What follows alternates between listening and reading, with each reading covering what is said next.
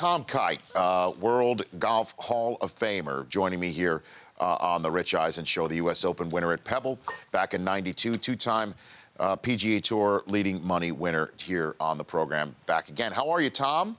I'm great, Rich. How you doing? How many aces in your career? I've had 12. I'm 19 short of Gary right now. God, isn't that unbelievable? Isn't that incredible? That's crazy. And, the cool thing about it is, he may be 80 years old, but he acts like he's about 12. It's just he is the most immature 80-year-old in the world, and it's so much fun to watch him have that kind of enthusiasm and be able to. I mean, look at that golf swing at 80 years old. It's unbelievable. It doesn't look too bad, and he's dancing around and having a blast. So what is it like pegging it up at Augusta? Walk me through the emotions when you're standing there on the first tee knowing that there's a green jacket potentially in your closet if everything goes right for you. Well, it's just one of the most exciting things in the world. I mean, you're sitting there since the time you were 4 or 5 or 8 years old. You watched the Masters on television. If you've been really, really lucky, you had a chance to go there and see it in person. And then all of a sudden now you got a chance to play in the tournament and possibly to play very well and even more possibilities to win the tournament and win the green jacket. It's just it's everything that you dreamed about. It's everything that you've thought about from the time you were a little kid. I don't know of a kid that's playing golf right now that's 10 years old that hasn't stood on a putting green and visualized, well, this putt is for the Masters. Mm-hmm. And, the very fortunate few have that opportunity to have a putt to win the golf tournament. Yeah, Tom Kite joining me here on the Rich Eisen Show. Who do you think puts the green jacket on Sunday, Tom? Well, prior to the tee times this morning, I would have gone with maybe Roy McIlroy. If you were asking me last night, because I just think that he's really starting to hit the ball well, and he's got a lot of incentive with Jason and Jordan and Ricky all playing so well that just to name a few, that I think he was really highly motivated. But he's drawing the wrong end of the draw.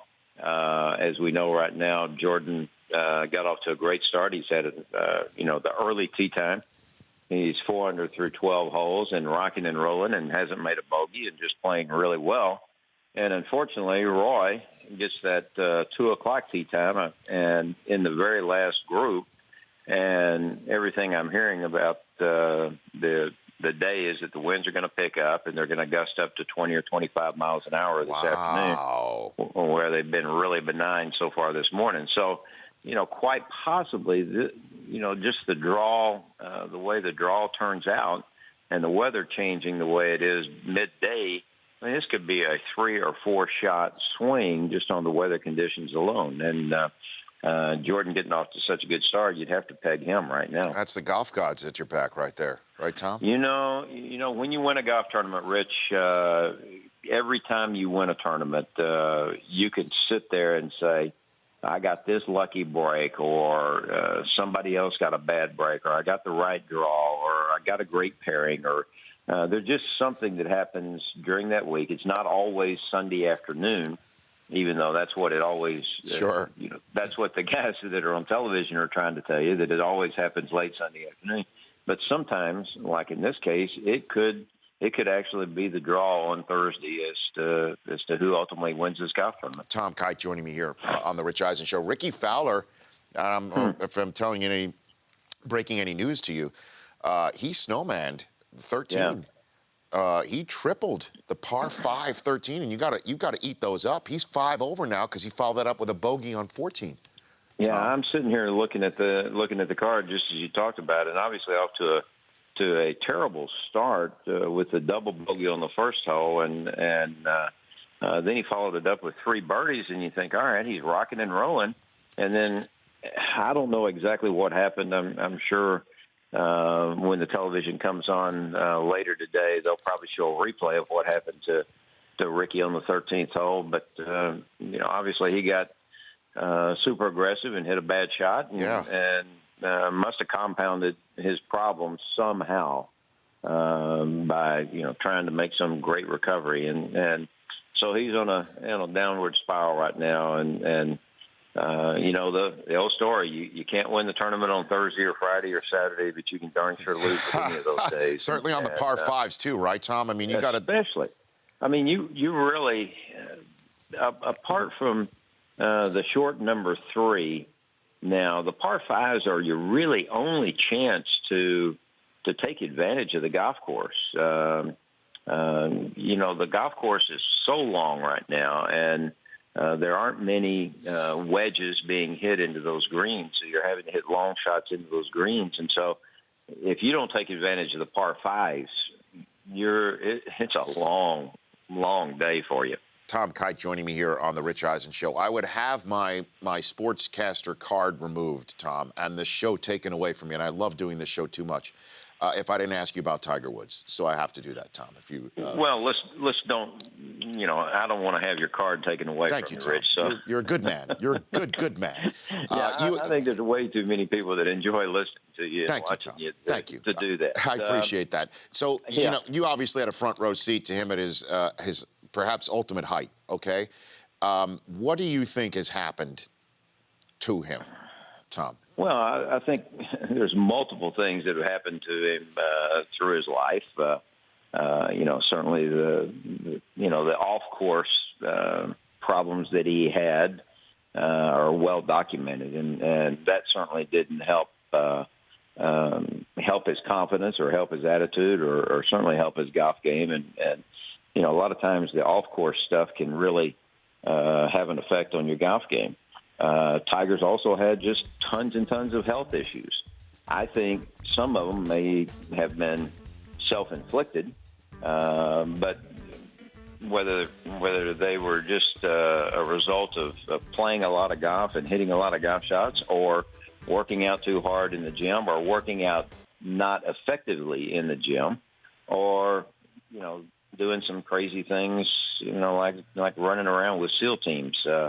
There's all sorts of speculation on what happened to him health-wise, but he's not the same. He's not a healthy 40-year-old right now. When you look at Phil Mickelson, he's about the same age, and he's had no injuries. So consequently, he's still able to play very, very well. I think that if Tiger can get healthy, I still think he's got an awful lot of game and can really play well. And I really look for him to start coming back and start competing. I think it's going to be a slow ramp up. I think he's very cautious in what he wants to do, and he's going to make sure that he doesn't jump out there and start playing poorly right off the bat and wreck any amount of confidence that he may have been able to gather during this off time. But I really expect him to come back and play fairly well. The problem that he has right now, though, is that you got a bunch of 20-year-olds that have never been beaten by Tiger Woods. So it's not like he has the intimidation factor that he once had. Was there really an intimidation factor? You've been through it all, Tom. I mean, there was intimidation. Yeah, after he started winning and he was so much longer than anybody else when he first came out on tour, and in '97 when he won the Masters, he just overpowered that golf course, and those greens were as hard as the tile in your kitchen floor, and nobody could hold those greens, and the scores were really high, except he was driving it so far and hitting such short irons into the greens, and he had so much spin on it that he could do things that nobody else could do. And it's like, wow, this is crazy. And for a number of years, he had that advantage on everybody. He was longer, he was putting better, and he kind of knew it. And so he got to jump up on everybody. Phil is one of the few players. Phil Mickelson is one of the few players who was able to battle through that and become a very good player in the Tiger Woods era. But not many people were able to jump on it. It's a little bit different than when Nicklaus was coming up, and in his prime, you had Gary and you had Lee and you had Tom and you had Arnold in sure. his early stages. So you had so many of those players that got their share of Masters tournaments, got their share of major tournaments, and so it was kind of evenly distributed. In the Tiger Woods generation, it was not very well distributed. He won a lot of tournaments. Thanks for calling. You're right. Not very well distributed. You're right. Tom, you're the man. Thanks for calling in. I really appreciate chatting with you. Rich, it's always fun. Thank you so much. Thank you. Enjoy the Masters. Thank you. You too. That's Tom Kite. The Rich Eisen Show, weekdays at noon Eastern on Audience.